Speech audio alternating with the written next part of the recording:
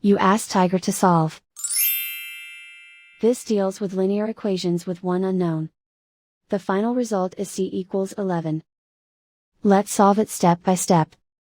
Group all c terms on the left side of the equation. Subtract 8c from both sides.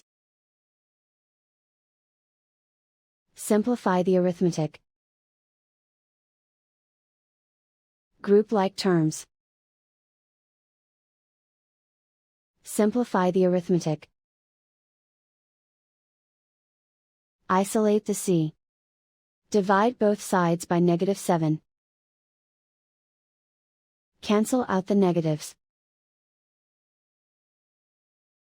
Simplify the fraction. Cancel out the negatives.